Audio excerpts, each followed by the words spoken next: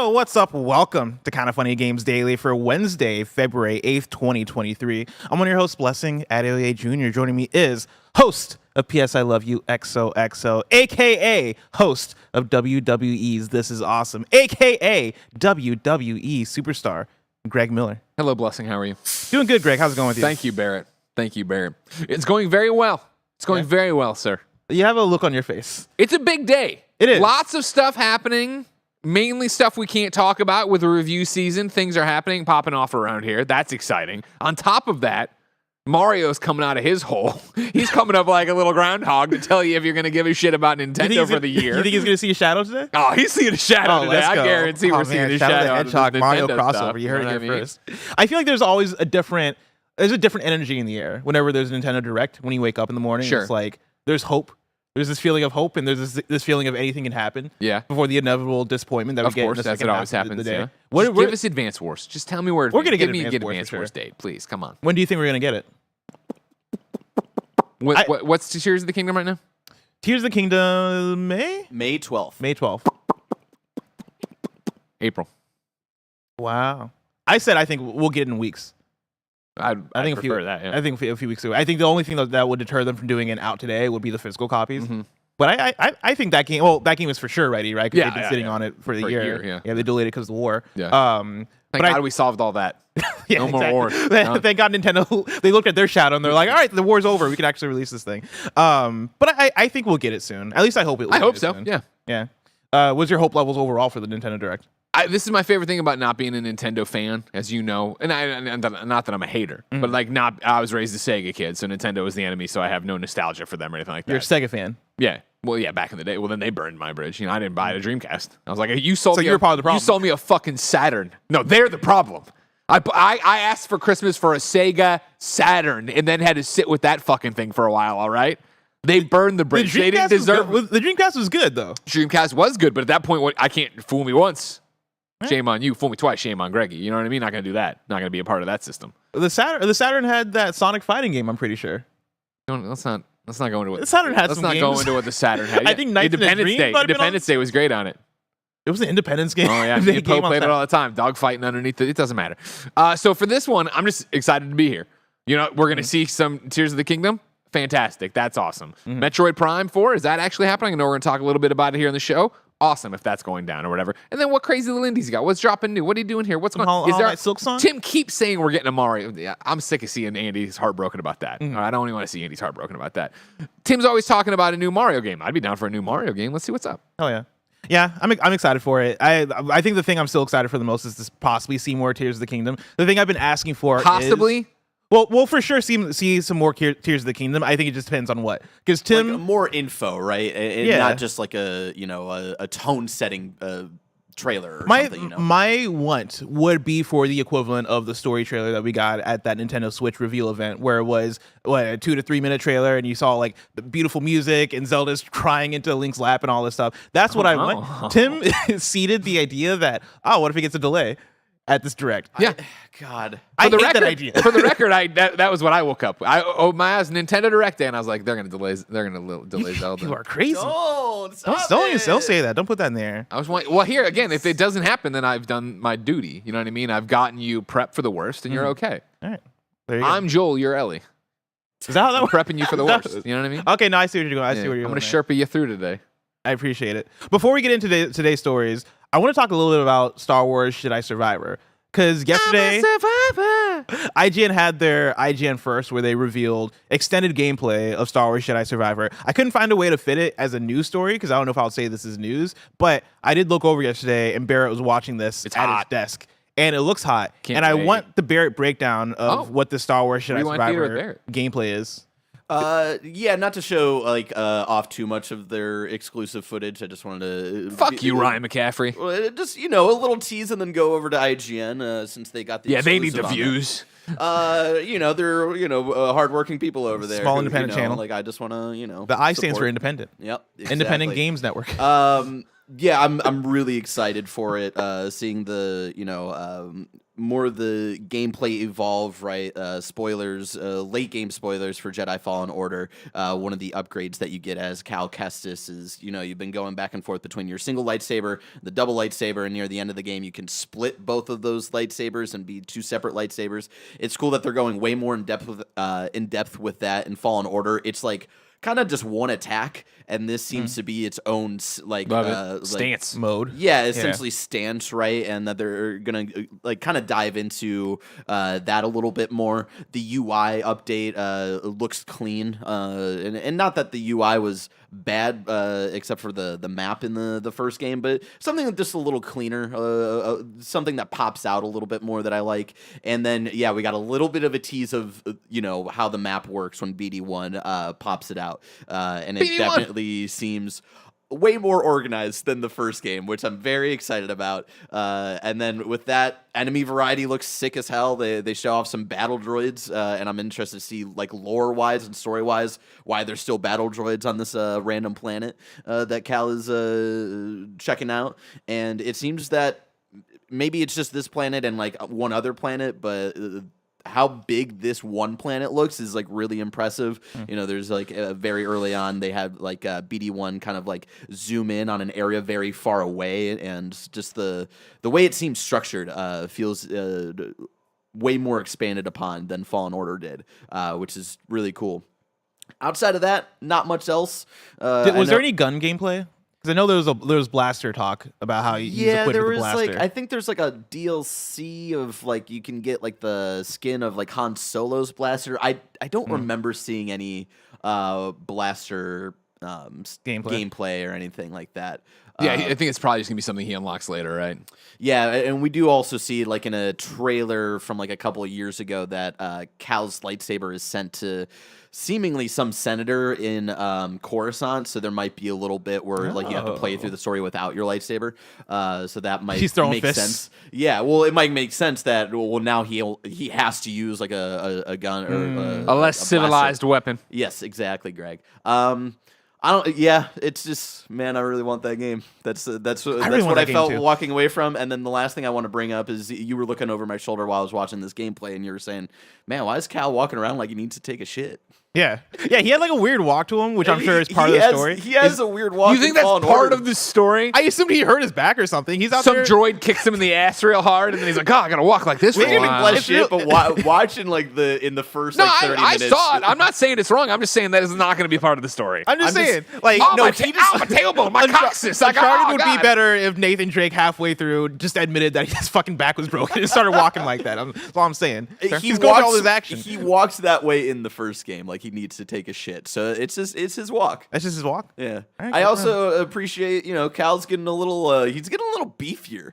I just finished up a replay of Fallen Order, and he's skinny as fuck in that game. He's a twig in that game, and then seeing him walk around in this game, I'm like, oh man, he's a beefy boy now. You know why? Metachlorians. Now that he's using the Force again. It's using it's breaking over it down. To bless. I'm gonna cut off. Well, don't really forget though. That's how it works. I cut off your mic. Sorry, no. Do you have the power to cut off his mic? Just his mic? Oh yeah. Oh damn. I thought that was a work from home. Have you ever thing. looked at that fucking room and how many goddamn knobs and switches there are? There better be. I can't comprehend anything that's going on in that room. All right, enough about Jedi Survivor. Let's talk about today's stories, which include Tears of the Kingdom possibly being $70, Judas getting a release window, Judas, and more, because this is Kinda Funny Games Daily. Each and every weekday at 10 a.m. live right here on youtube.com/kindafunnygames and twitch.tv/kindafunnygames. We run you through the nerdy news you need to know about. If you're watching live, you can correct us when we get stuff wrong by going to kindafunny.com/you're wrong. What do you Sebastian in chat says Watto sucked Cal's ass. Jesus Christ. God damn. If you don't want to watch live, you can watch later on youtube.com/kindafunnygames, or you can listen later on podcast services around the globe by searching for Kinda Funny Games Daily. I just spilled some water. Remember, you can use Epic Creator Code Kinda Funny on all Epic Store and Epic in-game purchases like Rocket League and Fortnite to help support the channel. To be a part of the show, head to kindafunny.com/KFGD to write in with your questions, squad ups, and more. And remember, patreon.com/kindafunny will get you the show ad-free plus a bevy of bonus content. Housekeeping for you. Later today, we're reacting live to the Nintendo Direct that is happening right here on twitch.tv/kindoffunnygames and youtube.com/kindoffunnygames. And right after, look at Barrett, thank you so much, man. I appreciate it. It was going to annoy me. Of course. Like, was it visible? Could you see it on the thing? Oh, damn. And then, of course, we'll record a live Gamescast right afterwards, breaking down everything we just saw. And that'll be up everywhere you can get the Gamescast. Thank you to our Patreon producer, Delaney Twining. Today, we're brought to you by Shady Rays, but we'll tell you about that later. For now, let's begin with what is, and forever will be, the Roper Report. It's time for some news. We have 5 stories today. A baker's dozen. Starting with our number 1, a mystery. What happened here? Nintendo briefly listed Zelda Tears of the Kingdom for $70 on the eShop. What a mystery. What a mystery. What's going on They want here? to make money. This is Chris Scullion at Video Games Chronicle. Nintendo briefly listed The Legend of Zelda Tears of the Kingdom for $69.99 on the US eShop. Nice. As noted by numerous sources, including Wario64, the eShop was listing the game for $69.99 for a period of time. The price is now no longer visible on the eShop page, with only the message releasing in 2023 visible. If this is to be the game's price, it'll mark the first time Nintendo was charged more than $59.99 for a standard edition of a digital Switch game. It would also be notable, considering Nintendo's president told an earnings call this week that the company had, quote, done our best to maintain both the value and price of hardware and software within our long-term business strategy, end quote, and that it does not believe any changes to this policy are necessary at this stage. Twitter Games sales analyst Benji Sales also noted that GameStop, Best Buy, and Amazon have all stopped taking pre-orders for the game. All 3 stores had been charging $59.99 for pre-orders before they were pulled. On top of that, Wario64 last night also mentioned, Wario64 originally tweeted the Metroid Prime 4 on Switch. The pre-order was still available for $59.99. And then a bit later that hour, he said, Amazon took down the Metroid Prime 4 pre-orders, which is very interesting. Greg Miller. Yeah. I assume you're keeping up with all this as it was happening last night. Of course. I'm always on the Twitter at some point, you know. Ben's in the bath. I fill it up right to his chin. I look at my phone, you know what I mean? Got to make him strong. Got to make him strong. Yeah, I was watching this, but I was watching this all happen last night as it devolves into madness and chaos and pandemonium. And yeah, so it's going to be $70. You think that's what it is? Probably. If you were Nintendo, wouldn't you? I mean, I think that's where it gets interesting, right? Is from the audience perspective, we've seen PlayStation up their games to $70. I think with that, part of that is the jump to next gen. Hey, we're going into more technical hardware. We're producing games that look better, run better, all this stuff. Hey, this might be a chance for us to raise the price on the games. For Nintendo to do it mid-generation of a console that isn't bringing that kind of fidelity and that kind of performance, I think could rub people the wrong way. And that's a different ball of wax. And Barrett, don't even bring this up yet. Blessing, I would pay more. I can't wait to find out what Blessing would pay for this. But I think it's the fact of right now, Xbox and PlayStation are the one, and I guess third-party publishers have had to carry the water on why it's more expensive, why games went up $10 for this generation of game, right? And yeah, there's the technical and the hurdle, and there's this, that, and the other. There's also the line they put in there, of course, that games just take longer to make, and there's more people than ever working on games, and et cetera, and so on and so on. As with anything on the free market economy, right? Like a game is worth what people will pay for it. And I'm sure Nintendo looks at this game that has taken a while to make and is on a system that has an incredible install base. And they look at the attach rate of the original Breath of the Wild, and they look at the ecosystem that they are, the playing field they're on. They're like, listen, we can charge $70 for this. Why not do it? Yeah. And I think will it rub people the wrong way? Yes. Mm-hmm. I guarantee, and I know this is always great to bring people, I guarantee everybody who wants to bitch and moan about it will probably still buy this game. And if they're not going to buy it, I don't think it's the $10 price difference. I think it's the fact they were never going to buy it. I think if you were a Breath of the Wild fan, which if you're watching this show, I assume you are because you play video games and it's an amazing video game, you have to be able to look at this and be like, yeah, I'm sure the sequel's going to be worth $10. Yeah. I think to add on to the reasons why you would do this, right? I think they look at the landscape. We talked about this on yesterday where they talked about their numbers. In the Switch, has incredible numbers, right? The Switch is now the 3rd best-selling console of all time, but also the Switch is down year to year in terms of sales, right? And I think... And so are big Nintendo titles, right? Yeah. We talk about this all the time too. And I don't mean to cut you off. I'm sorry. Oh, yeah, You yeah, make a yeah. good point. But we talk about it all the time of just like, well, what is the rest of the year? We don't know what's happening beyond this. Da da da da. Well, it's like if you're going to have a thin year, if you are maybe starting to think about sunsetting the Switch and move on to Switch 2 or Super Switch or whatever it's going to be, you need your developers to be making those games. So you're probably not making more Switch games. So you need to make more money as you can. Exactly, right. And to add on to that, right, another thing we talked about yesterday was the fact that they are raising the pay rates the pay rate for a lot of their employees by 10%, right? Like these things I think do add up, and I could see that hitting the Switch game prices, right? Hey, like other people are doing it, PlayStation's doing it, Xbox seemingly might be starting to do it. As Nintendo, what is stopping us from doing it? Aside from the fact that our hardware is a little bit behind in terms of power, but does that really matter? Is that really the reason why Xbox and PlayStation are doing it, or is it just the fact that the market overall is changing, especially when you're talking about games that take years and years to make, especially when you're talking about games like Tears of the Kingdom, right, which is a gigantic single player game that's going to take people 80 hours, 100 hours, somewhere around that to complete and play through. We don't have to stretch too hard right now to come up with people we know who are still playing Breath of the Wild. Yeah. Or are playing it for the 9th time or doing whatever the hell they're doing. Like Breath of the Wild is still being played at this point. And so again, if you're going to look at that, I understand we are in a recession. We've talked about money many a times for kind of funny and ads and stuff like that. I understand what's happening there, but you also have to understand that Nintendo's a company and a business, and they want to make money, and they think that their wares are worth they might think their ware here is worth $10 more than what came before. And I think you look at the promise of Tears of the Kingdom. Of course, we haven't played it. We don't know much about it, yada, yada, yada. And I'd be inclined to agree that I think this is going to be worth it.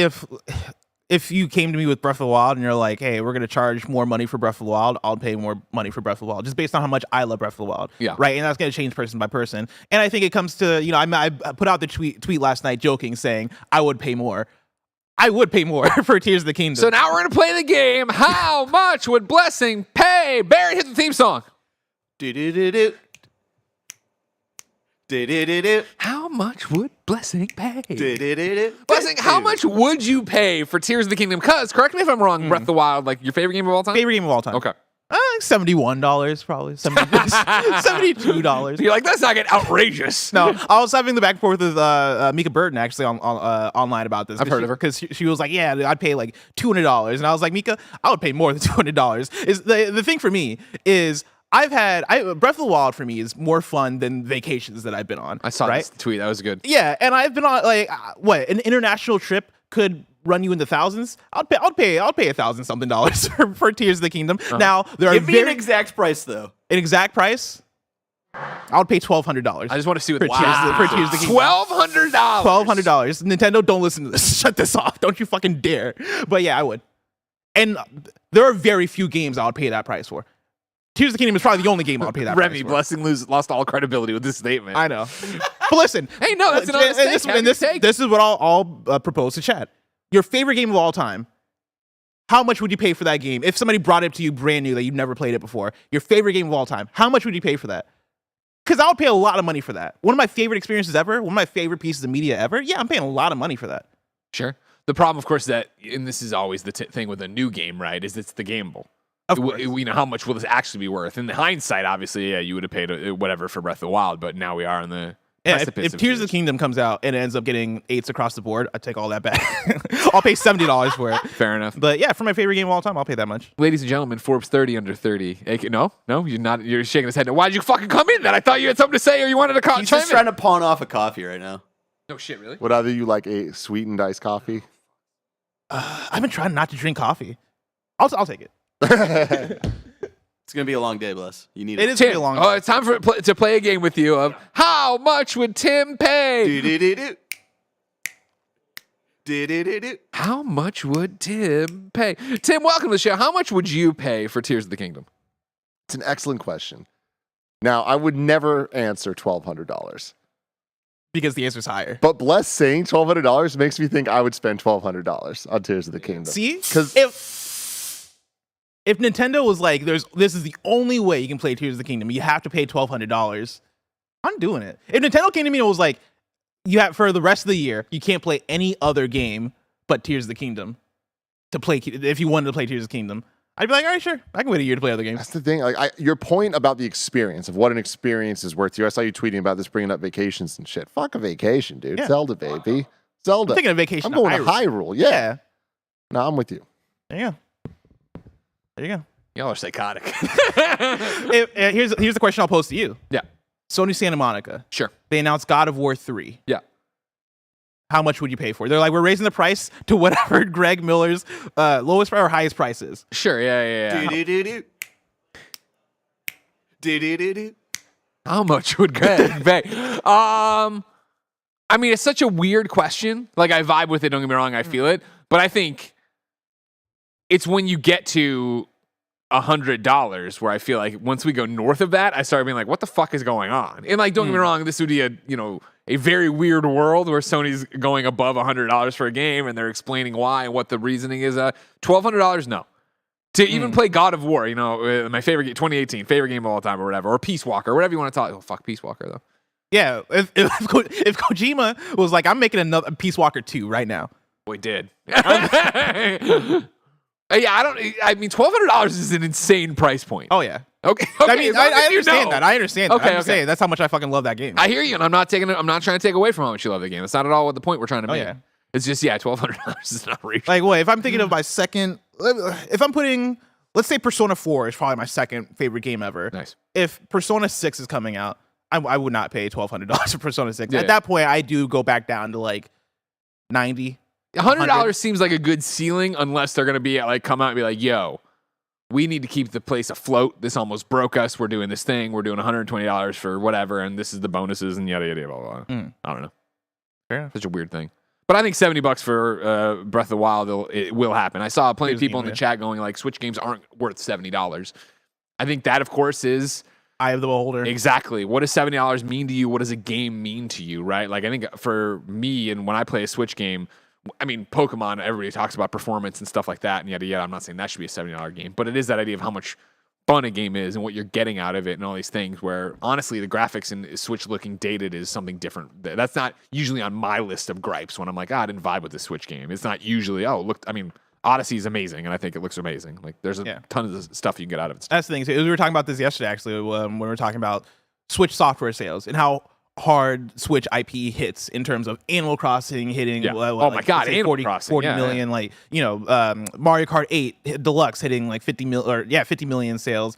Those IP are valuable IP that mean a lot to a lot of people, right? Even compared to the games that we view as like the games that are honestly like huge, big budget games, right? Talking about God of War, talking about Last of Us, talking about like the biggest PlayStation first party games. When you look at how much money goes into those games, but the attachment rate and like the meaning that a lot of the Nintendo IP mean to people, right? Like, when you're talking about value, yeah, like I can kind of understand how you would look at the Nintendo IP and Nintendo first party stuff and go, yeah, I'll pay $70 for this. What makes me curious is to see the variance if this does happen, right? Legend of Zelda: Tears of the Kingdom, cool. That is a premier game for y'all. I get that. Is the next Mario sports game gonna be $70? Because if that is, then I'm like, all right, I don't know, you all can do that. And that's where it gets, I think, 100% really into an interesting conversation and question of like, what are they doing and why are they doing it? Because again, I think Zelda's gonna be so packed with content and hours and so much to do and play and see and the amount of work that went into it. Yeah, Mario fucking goes to the lemonade stand. I don't know, you know what I mean? Like, well, that'd be a cool game too, actually. But I'm saying like most of the sports games have been a disappointment to us on the Switch or whatever. So yeah, if that was going to be the case, what would it be? And yeah, then is Metroid Prime 4 going to be $70? Is every AAA Nintendo game going to be that way? I'm putting up a tweet right now. Will you pay $70 for Tears of the Kingdom? Yes, no. I mean, also going back to my tweet where I say I would pay more, right? Like take away the $1,200 thing because I know how insane that is. I do like the idea of exploring the scale of how much can you charge for a game. I love the fact that Hi-Fi Rush is a AAA, very polished, very detailed game that is $30. Yeah. Right. Or, on Game Pass, if you want to get on Game Pass. Right. The fact that you can get that for that, the fact that you can get chat, how much was Mass Effect Legendary Edition? Right. One of the best video game trilogies ever created. I think that was less than $60 if I remember correctly, but correct me if I'm wrong. And the fact that you can get now big budget games for $70, and that is helping these companies justify putting out these games in these ways, right? Like I think that is ultimately a good thing for exploring how much you can charge. What it really just comes down to is if you want to make this move and you want Nintendo, and the problem is Nintendo is so stubborn and stoic and a company. You know what I mean? There is no Phil Spencer, right? And you can call it, Miyamoto, blah, blah, blah, or like back when they had Reggie and stuff like that. But even, to get an honest answer out of them, I don't expect you to get, hey, Tears of the Kingdom is $70. And then to get a statement from Nintendo that is like, listen, it took a long time and we did all these different things and this is why we did it this way and this won't affect other games and others is going to go blah, blah, blah. But like, that seems almost too human of a statement from a company that I view as a company. And I think that if you were going to go down that path, you would have to also exercise it then, which I just don't.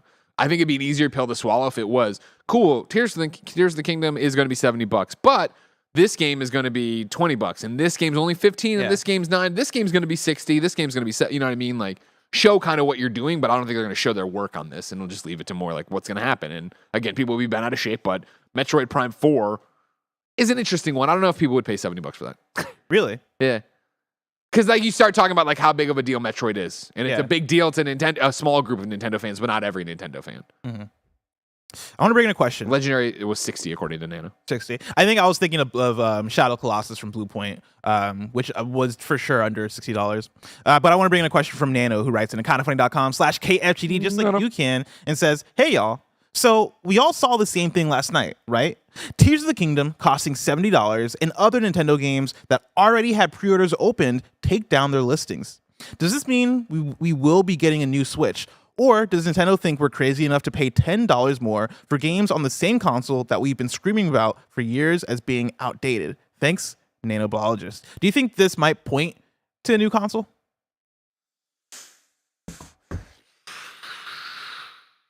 I mean, inevitably you would think that that's happening. That wouldn't be my read on this. I'm with Barrett. My thought on them taking it down is the fact that, okay, you put it up, you take it down, like there's something in the back end of all these different places pre-ordering of, can you pre-order a game at a lower price point and then do it? And I know that wasn't exactly what happened with Metroid Prime 4, right? Mm-hmm. I think, honestly, the Metroid Prime 4 thing, correct me if I'm wrong, right? It was the fact that Wario put it up, hey, they're up for $60 on Amazon. Well, they took it down.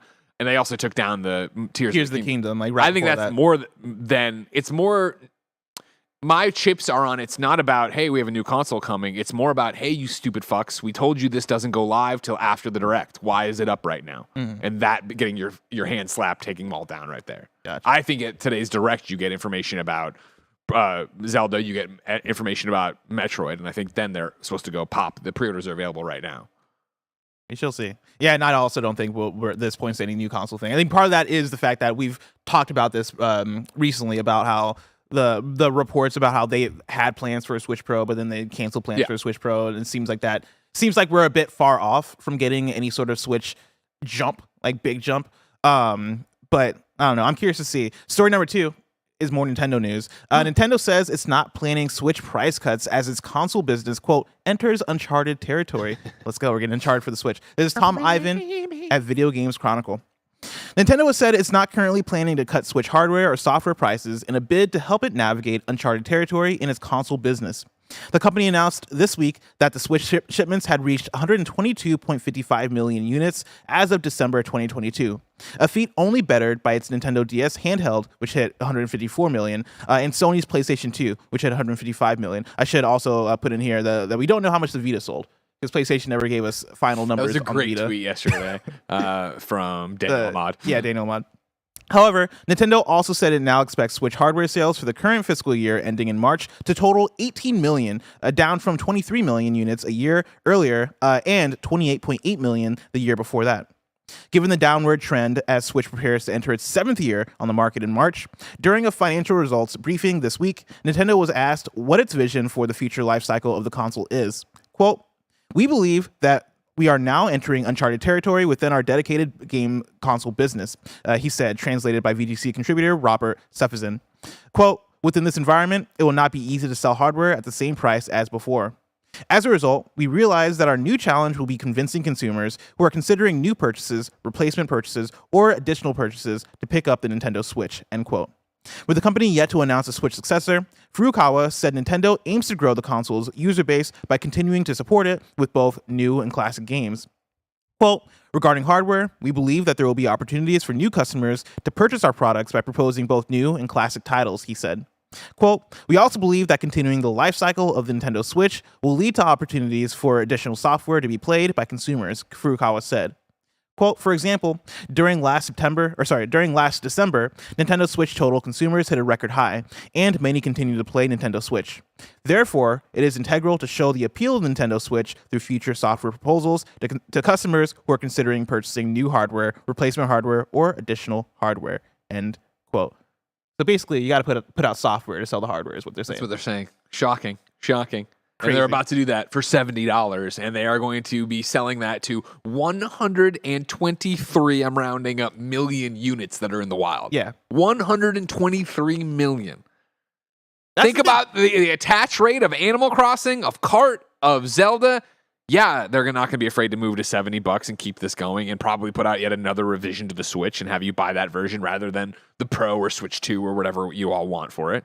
Like, this will continue to go this way. Like, it's juggernaut. They have lightning in a bottle, and they also want to crush these numbers, right? They want to beat the DS. They want to beat the PlayStation 2.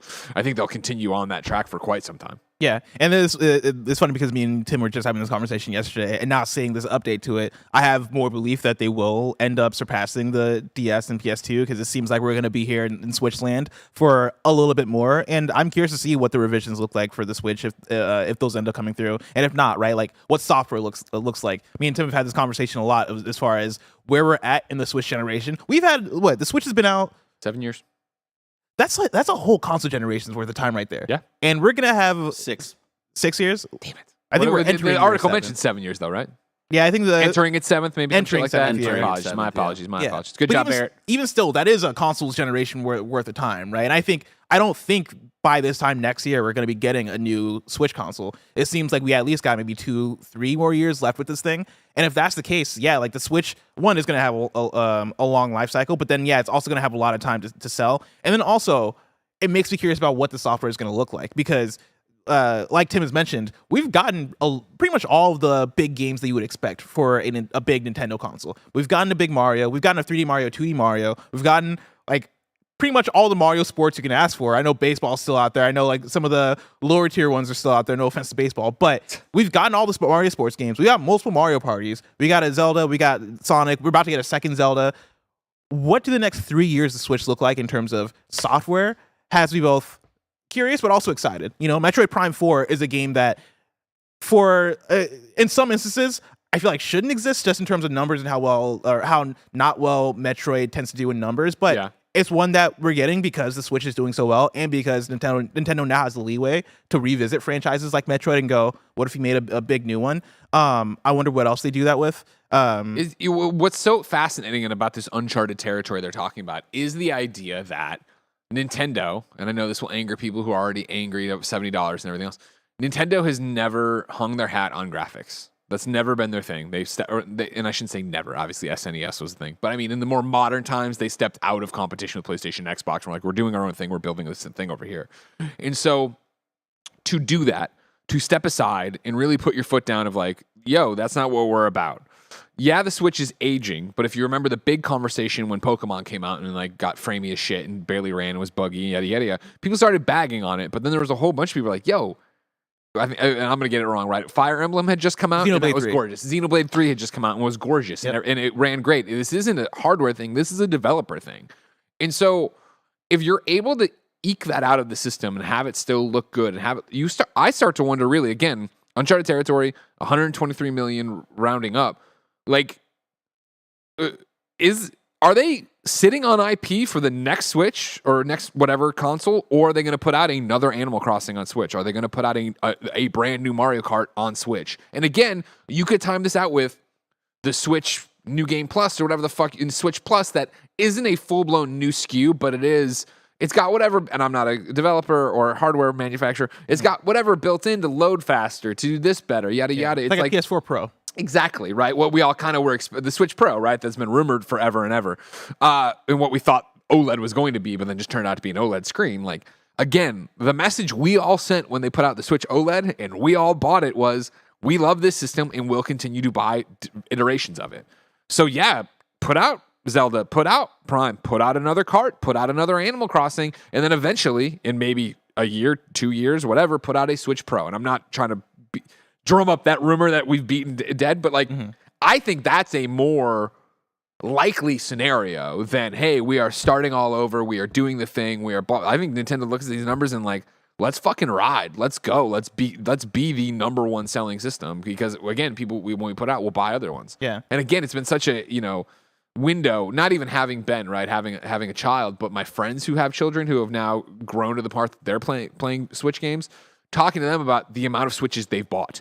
That they, each kid had it, but then they broke theirs, so we got another one, and then they put out the one that did the thing in the bubble. It's like, oh my God, like you start thinking about like. I think I bought like 3 different Switches. Right, yeah, I've bought just the original and the OLED, but then of course I bought Jen the original and the OLED. Like, you know what I mean? So that's 4 in the house that we've done. Like, yeah, there's a lot going on with that. It's so funny because over the last decade we've talked about generations possibly coming to an end, generations dying, all this stuff. PlayStation, when we got to transition to the PS5, talking about we believe in generations, Xbox going into the Series X thing, right? That's been a big conversation on the Xbox and PlayStation side, where I feel like Nintendo might be the closest ones to actually saying, fuck generations. What if we can just exist as a Switch platform? Because to your point of Nintendo not being the console you look at for graphics and performance necessarily, you can make good looking games for the Switch if you focus in on design, if you focus in on art style, if you focus in on, I would say, the things that Nintendo tends to do best. I go back to Nintendo GameCube games, and those games relatively still look really good because the focus was on art style. The focus was on, hey, how do we make these characters fun and vibrant and really focus in on making these games look good? Nintendo isn't really worried about power. Right, I think they're falling behind in comparison to PS5 and Xbox Series X, and that's the thing I complain about all the time. But when developers really do nail the getting games right on Switch in terms of how they look, they really nail it. I look at Kirby and the Forgotten Land, and that game looks really good. Sure. Is it the most like high fidelity game? No, but it also doesn't need to be because that's not where Nintendo's bag is. Nintendo is able to sell 50 million of Mario Kart 8 Deluxe. They're able to sell 40 million of Animal Crossing. These games that look cute as hell and that look great from an art style standpoint. And so with that, why would you what? I guess the question is, what would we benefit from a Switch 2, right, as opposed to a Switch Pro? That is, load faster. Maybe some assets are more crisper. Like OLED, all that stuff. Quicker battery, SSD maybe. But like, making a full console jump. Does that make sense right now for Nintendo? I don't know if it does. And I think right now they're just riding the wave of, hey, let's see how the market looks a year from now. Cool. Yeah. We hit that year. Let's continue to see how the market looks. Is anything dictating that we make a big console jump right now? From the outside looking in, I would say no. Even though I complain about it all the time. When I started at IGN 16 years ago, right, I remember, we're in the throes of the Wii and it's so amazing, but it was this conversation of like, well, the Wii is so underpowered, it's going to alienate third parties. They won't have third-party parity. They won't do this, blah, blah, blah. And they took that and ran with it. And that's the thing of like, nobody's playing on Switch. You're either playing a Nintendo game, a game specifically designed for Switch, or an indie. Yes, there are examples in Fortnite and yada yada. I'm not, but for this argument, right? That's the majority of what you're doing with it, and that's the identity of the Switch. That's the identity of Nintendo, and it's doing fucking really well for them. So why? To your point, what's the draw of a Switch 2? Like, everybody shows that they keep buying new iterations of the Switch. They keep buying the games. Yeah, you could come out with a Switch 2 and expect people to do that too, but the 123 million, just keep adding to that number with a new and improved Switch that gives a little bit else out of it, or a new form factor, whatever the hell you want to do with it. Like, I don't see them screwing this up anytime soon in their uncharted territories. Uncharted. Put Uncharted on Switch. Before we get into story number 3, I'll let people know out there that you can go to patreon.com/kindafunnygames where you can go and get the show ad free. And speaking of ads, let us tell you about our sponsors. Shout out to Shady Rays for sponsoring this episode. Look how cool I look. You too can look this cool. Our friends at Shady Rays have you covered from the sun to the slopes with premium polarized shades, customizable snow goggles, and so much more. Shady Rays offers the most insane protection in all of eyewear. Every pair of sunglasses is backed by lost and broken replacements. If you lose or break your pair, even on day 1, they told us they will send you a brand new pair, no questions asked. They'll also provide 10 meals to fight hunger in America with every order and have donated over 20 million meals to date. That's fantastic. There's no risk when you shop with Shady Rays. Their team always has your back. Exclusively for y'all listeners and watchers watchers right now, Shady Rays is giving out their best deal of the new year. You can go to shadyrays.com and use code KINDAFUNNY for 50% off 2+ pairs of polarized sunglasses. Try for yourself. These are 5-star rated by over 200,000 people. Again, that's shadyrays.com. Use the code KINDAFUNNY.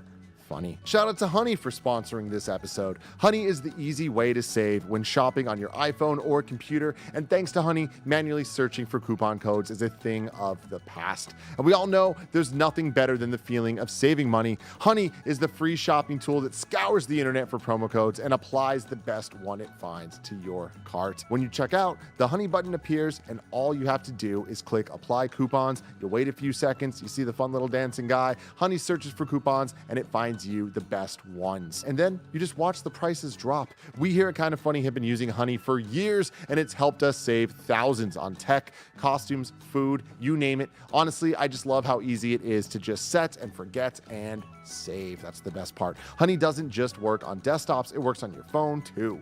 You just activate it on Safari on your phone, you save on the go. If you don't already have Honey, you could be straight up missing out. You can get PayPal Honey for free at joinhoney.com/kindafunny. That's joinhoney.com/kindafunny. Greg, enough about Nintendo. Let's talk about Ken Levine with story number 3. Ken Levine's new game now has an official launch window. This is Tom Ivan from Video Games Chronicle. The new game from BioShock creator Ken Levine is scheduled to be released within the next couple of years. In its earnings result this week, publisher Take-Two said it plans to release the game between now and the end of its 2025 fiscal year, which runs until March 31st, 2025. You really narrowed it down.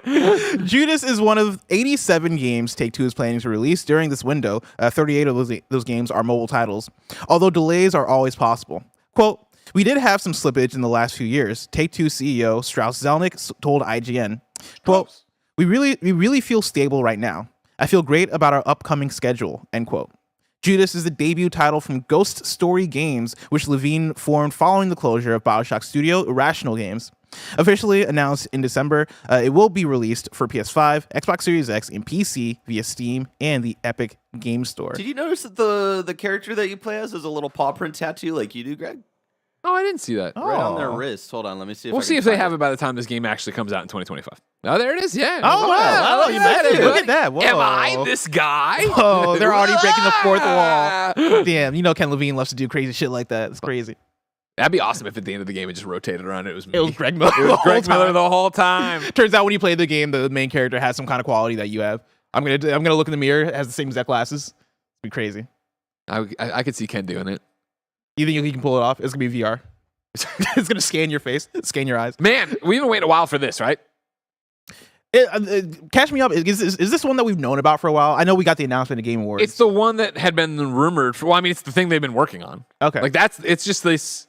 If you remember when Irrational ended and Ken was like, "I'm making a smaller studio," and it was, "I want to make games," and I'm paraphrasing, but it basically was, "I want to make smaller games quicker." Mm-hmm. That was years ago. That was a long time ago. According to Wikipedia, I think he failed. Ghost Story was founded in February 2017, which doesn't sound long because of time, but that was a long time ago. You know, and it's like now we're waiting for this game that's going to be out between now and 2025. I didn't even think about the fact that 2025 is a real year. You know, I read 2025. Right. I was like, "There's no way we're about to hit 2025." Well, it's still that weird one now. That's true. Yeah. 10 years ago, we got a Levine game. And it's that thing of, even when you hear 2024, that sounds far away. You're like, "Oh, wait, no, it's 2023. We're not that far from it." But 2025, yeah, still a hike. Still ways out there or whatever. Oh, thank you so much. Look at Barrett. Barrett, thank you so much. Barrett's on top of it. You know what I mean? Barrett's he's on top of it. But so, I mean, don't get me wrong. Like, the trailer looks awesome. Obviously, Ken Levine, incredibly talented developer who's made a whole bunch of amazing industry-defining games. So I'm excited for this, but it's like, okay. We've also been waiting for that the BioShock game that's been in development from 2K, from 2K. Which have we ever talked about that? The fact that 2K is publishing both Judas and the BioShock game, hedging their bets. You know, but like one of these things is gonna succeed. I was gonna ask like what would happen if these games came out around the similar time, but 2K wouldn't do that. Right? They're not EA. They wouldn't do such a thing. No, they want to double them up on top of each other. It's Cloud Chamber, right? Making the next BioShock one. Yeah. Yeah, cool. It's like it's one of those I mean, like the trailer we've seen before looks great. It seems far away. Maybe it isn't. How far is BioShock? Nobody knows. I know it's very hard to say without actually seeing BioShock, but is there one that you would say you're more looking forward to between the unannounced BioShock game and this Just game? on paper, that's a great question. I would say on paper, I would be more excited for Ken's game. And again, just, hey, there's a new BioShock coming from Cloud Chamber in 2K, and hey, there's a new Ken Levine game coming from Ken Levine. I'm like, well, I'll bet on Ken Levine. I'm interested to see how Ken and Ghost Story have taken the feedback and criticism of BioShock Infinite and put it into this smaller game, arguably smaller. Yeah. You know, the game that they should have less overhead and people pushing them around on. I'd like to see what that is. Whereas I always feel bad for anybody, but Cloud Chamber in this perspective of like, cool, take on this franchise. Take on this franchise. Everybody has an opinion about and a thought about and what it should be and what it shouldn't be. Some people have never played any of them. They just heard about them for years. Go in there and make something in that world. And it's like, well, that world is more an idea, if that makes sense. Like, you know what I mean? Like, I don't... Yeah, it's like, what is a BioShock game? Exactly. And It's so a tower, it's a girl. it's It's not a place, it's a people. there's always a girl. There's always a lighthouse. Lighthouse, that's what it is. Yeah. So it's like that's a tough nut to crack, which is another reason I think we haven't heard a lot. Just about a lot that of baggage, a lot of expectation Yeah. to make a BioShock game. game. Yeah. It brings me back a little bit to Callisto and Dead Sure. Space. Yeah. More, but like, I guess less so in the way of like, BioShock isn't a remake. It is a brand new BioShock game, seemingly. And I think that puts them in an even tougher place. Sure. Like Way more vulnerable. vulnerable. Yeah. And it's the thing of, I look at Callisto. Callisto was a game that wasn't as received as well as I think they would have wanted it to be received. I could see that happening with Judas, right? Like, I'm sure, Ken Levine making BioShock. I have faith that he's talented, but 10 years have passed, right? It's been a long time since BioShock, even Infinite, which alone was divisive. Do you still have the stuff to come out and put out a game that is of that ilk that hits the same way in 2025? Like, when was the first BioShock game? That was 2008, right? 2007. 2007? That's a long time. Like, can that still hit? Do you still have that same stuff that you had over or almost 20 years ago? I think that's my biggest concern, my biggest worry, even though the trailer looks fantastic. With the BioShock game, I think it is. Yeah, it is a similar but different thing of, are you able to live up to this thing? That's like giving a studio Metal Gear without Kojima and go make Metal Gear. Right. And stuff. A lot of baggage, a lot of ideas, and where does that come down on it? Yeah. Story number 4. The UK government says Microsoft's Activision Blizzard deal could harm gamers. This is Ryan Dinsdale at IGN. The UK government's Competitions and Market Authority, aka the CMA, has said that Microsoft and Xbox's acquisition of Activision Blizzard could harm gamers. Shocking. The CMA released the provisional findings of its investigation today, February 8th, which raised concerns over several different issues that could arise if the deal went through, including higher prices, fewer choices, and less innovation for UK gamers. Cloud gaming was one significant reason for concern, as the CMA noted that Microsoft already accounts for 60% to 70% of this market. Adding the likes of Call of Duty to their current cloud offerings in an exclusive manner could alter the future of gaming and potentially harm UK gamers, the CMA said, adding that those who cannot afford or don't want to buy expensive hardware could be the most affected. Microsoft has been vocal about its commitment to accessibility and bringing Xbox games to as many people as possible through mobile and cloud gaming. However, and has also claimed it has no intentions of making Call of Duty exclusive to Xbox, reportedly offering Sony a 10-year deal to guarantee it would remain on PlayStation consoles. The CMA and Microsoft had made games exclusive to Xbox when buying studios in the past, however, and added in a press release that, quote, restricting the access that other platforms have to Activision's games could substantially reduce the competition between Xbox and PlayStation in the UK, end quote. This, quote, could result in all gamers seeing higher prices, reduced range, lower quality, and worse service in gaming consoles over time, it added. That's the end of the IGN article. I do also want to throw in here that Axios also had their own write-up of this. Stephen Totilo noted that the UK's competition regulator says it would be okay with Microsoft buying Activision Blizzard if any of the following. So the first thing is if Activision Blizzard King divests itself of Call of Duty, if ABK divests itself of Activision, or if ABK divests itself of Activision and Blizzard. Greg, you think any of these three things are possible? You think ABK is going to divest itself of any of these things? I mean, it depends how much teeth this has. The provisional findings, right? If it's really going to stop the deal, then you'd have to do something if you wanted it to do it. And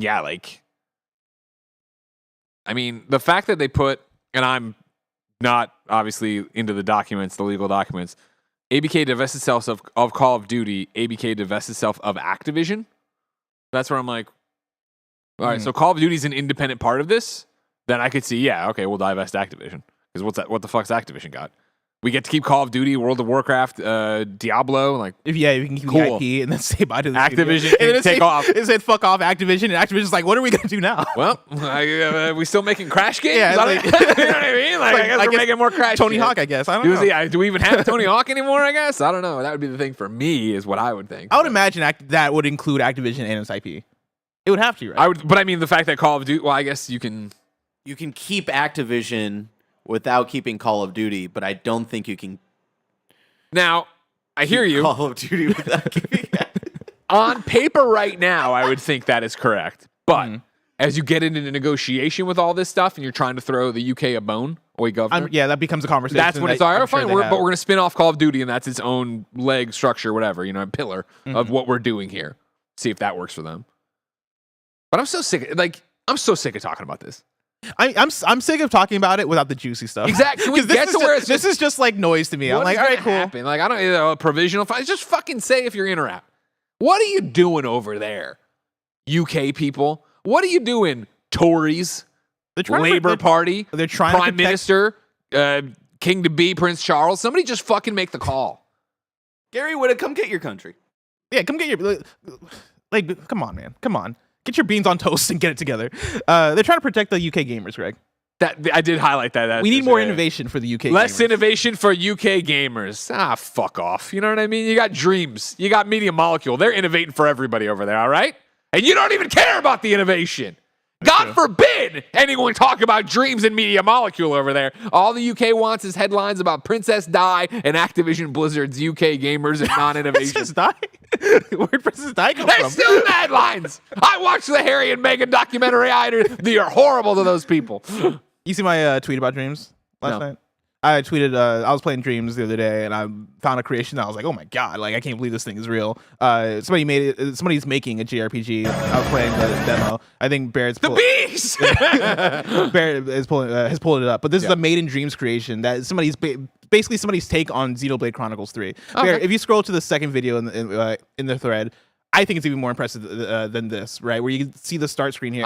It looks very JRPG, right? Yeah, very Xenoblade Chronicles with the sword in the ground. The game is called Sword of Akana. Is Andy doing is Andy doing VO for this? No, but I can probably hit him up to connect him with the developers maybe, because I think that'll be a great deal. But yeah, the demo starts off and it puts you right into a battle sequence, and you can't hear the audio right now, but all the characters start off with their shouts of let's go, and it's like wow, this is so well made. You got to do this on an empty stomach. That was actually pretty accurate. That was really good. Whoa. But yeah, I was checking that out yesterday. I was like, God damn, people in Dreams are actually insane. They're super talented, very talented people that deserve more shadows. What all the UK wants to talk about is less innovation for its UK gamers. And Nando's. All that's happened over there, and the cheeky Nando's. Yep. Beans on toast for I breakfast. bring all my birds to this spot. Story number 5, our final news story. Forspoken is getting some improvements. This comes directly from @Forspoken on Twitter, where they tweeted out, "Thank you to all the players who've enjoyed Forspoken and explored Athia since launch. We've been listening to all your feedback and are hard at work at an upcoming patch that will include improvements to overall performance, graphics, playability, and general updates and fixes to the game content across PS5 and various PC hardware configurations. We are committed to making Forspoken the most enjoyable experience possible and will provide an update about the timing of the next patch as soon as possible. We appreciate your continued support and patience." It's Takeshi Aramaki, the head of the studio and director of Forspoken. Is this enough to get you back to... Did you beat Forspoken? Yeah, I did. Is enough to get you back to get the platinum? Come on now, fuck no. Well, that's the thing, is this is just one of the classics. Breaking news. We're gonna have some news soon. Yeah. What the fuck? Don't You're even gonna get an update. Where's the patch notes? Just don't even tell me. I assume you're working on things. I assume everybody's working on updates for everything these days. You don't need overall for performance, graphics, playability, and general updates. Just the game. I was We're upcoming patch that will include improvements to the game. They put it up as an image statement, which made me go, oh man, all right, cool, some news. And I read it, I was like, all right, cool, I guess you're getting an update. Every game gets an update, but I think the fact that they're talking about it means that they see something. Maybe they see feedback that they're like, hey, don't worry, guys, we're gonna take care of this. Outrageous. We're gonna take care of this. Forspoken is gonna be the game you all want. We're gonna fix. That's not gonna happen. We're gonna fix the writing. We're gonna fix the gameplay. We're gonna fix the gameplay loop. Greg, I can't wait to see Forspoken turn into a 10 out of 10 game, but that day is That's just not gonna so happen either. far away. If I wanted it was coming out to mom and pop shops today, where would I look? The official list of upcoming software across each and every platform as listed by the Kind of Funny Games Daily Show hosts each and every weekday. Yeah. Out today, we got Kingdom Hearts HD 1.5 and 2.5 remix soundtracks. Those are now available on Spotify and Apple Music. Ho ho ho ho! That's the first track. I didn't know you listened to it. I didn't know you were a big Kingdom Hearts fan. New dates for you. Nason? I say Nacon, but Nacon? I'm always wrong. Nacon Connect is set for March 9th at 10 a.m. Pacific Standard Time. You're going to get new info on RoboCop, Golem, Raven's Watch, and more. Vampire Survivors Chaos Update launches February 9th. Wait, we're just gonna go fast then, huh? RoboCop, Gollum, and Raven's Watch. Like what? We went to the garage sale of IP. We got RoboCop. We got just Gollum. I mean, it's just I Gollum. wasn't gonna say people it. in chat like popping off though. And I wasn't then gonna say Raven's it. Watch. You haven't heard about this? It was a knockoff, but we got it here if you want it. Listen, I've been waiting for more info on Lord of the Rings Golem. That was the first next-gen game announced, and it's still not out somehow. God, that's true. And then that RoboCop game actually looked Oh, I mean, RoboCop's interesting. cool. Don't worry. Yeah. And then Vampire Survivors Chaos Update launches February 9th. That's tomorrow. You're going to get 3 new achievements, a new challenge stage, and 2 new relics to get a new power-up and something special. Blessing, when do you think we're gonna get this on PlayStation? Vampire Survivors? Yeah. Is it on? It's on Xbox, right? It was on Yep. Game Pass. Yeah, it's on Game Pass. I'm going to say at the next State of Play. Okay. When is the next State of Play? Who knows? Great point. Great point. 2025. Rough Justice 84 will launch on March 13th for PC. Did you see the Sounds like a porn. You know what I mean? It does not sound great. Did I see what now? the email about this one? No. It, Did it threaten to rough us up? no, but like I don't know, I felt threatened reading it. I was like, I don't know how I feel about this one. Let me see if I can find it in my email. Rough Justice. First of all, Rough Justice is already a Justice in general. Has You a could just tone leave for it. justice at, and it's gonna be rough, right? So this is the PR email I got about it. Seneca City has been named murder capital of the U.S. The police force has failed us, and now crime reigns supreme.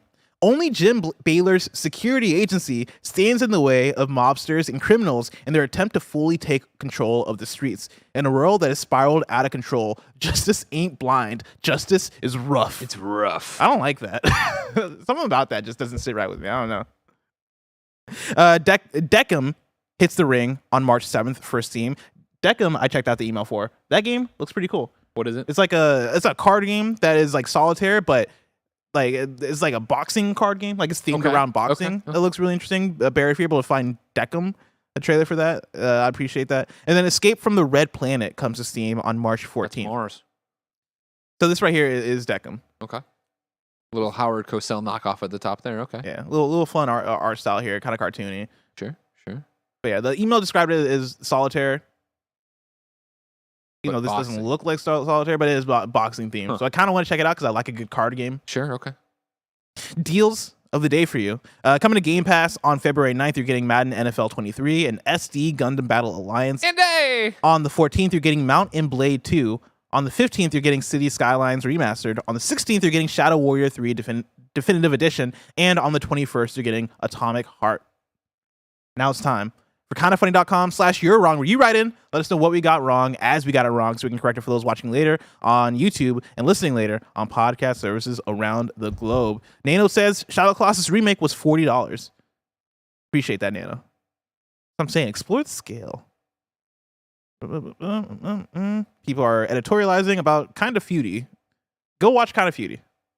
Do you think Absolutely insane. Bart Quarantini Courtney? There's Do you kind think of few. You all said that the Xbox Series X is an ugly console. It is actually, in fact, a sexy monolith that looks great on my desk. Do better. Bart Courtney reads a bit Stop. similar to Barrett Courtney. Barrett, is this you? Did you write this in? No, I don't even own a Series X. I think my name is like the default write-in name or some shit, which sucks. And I don't know why it's like that. And if someone could please fix that, that'd be cool. But also, that sounds like Mike wrote that in. I'm going to be honest. That does sound like It does Mike wrote sound like that. Mike. Yeah. You're right. Let's see here. Who wrote this? Jay Fulcrum writes in and says, only thing I want to say to counter Greg's point about games going up for order early is that Tears of the Kingdom and Prime 4 have been up for pre-order for over a year at least. Not saying he's wrong entirely. It just doesn't make sense that unless Nintendo's strategy is to add pre-orders when new info drops. I would think that's great feedback. That's a great you're wrong. And I would think then rather than pivot to All right, push them live after it would just be something that they're going to change the prices on those, and that fucks up. If you've pre-ordered for $60, you can't be forced to pay $70.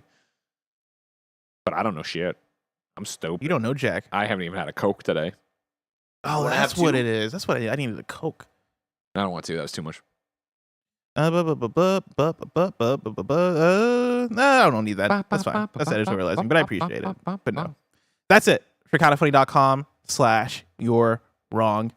Of course, later today, we're doing our Nintendo Direct live stream, our live reactions. You can tune into that. Twitch.tv/kindafunnygames, youtube.com/kindafunnygames. I've not double checked this, but I believe it's at 2 p.m. Don't quote me. That's but right, I want to that's say right, it's at 2 that's right, Yeah, that's it's at 2 p.m. right here.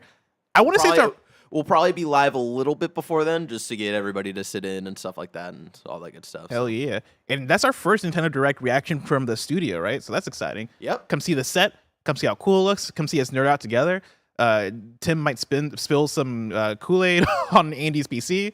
Kool-Aid, huh? I don't know why I went Kool-Aid. Because he drinks the Kool-Aid. You know, he's such an He does. He fanboy. sips the Nintendo Yeah, Kool-Aid. That's a good point. And it's red. Tomorrow's hosts are Kinda Funny Games Daily are me and Tim. If you're watching this live right now, after this is Dead Space with Mike and Nick. If you want to catch that stream later, you can subscribe to youtube.com/kindafunnygames. Remember, this has been Kinda Funny Games Daily. Each and every weekday live right here on youtube.com/kindafunnygames and twitch.tv/kindafunnygames. We run you through the nerdy news you need to know about. Until next time, game daily.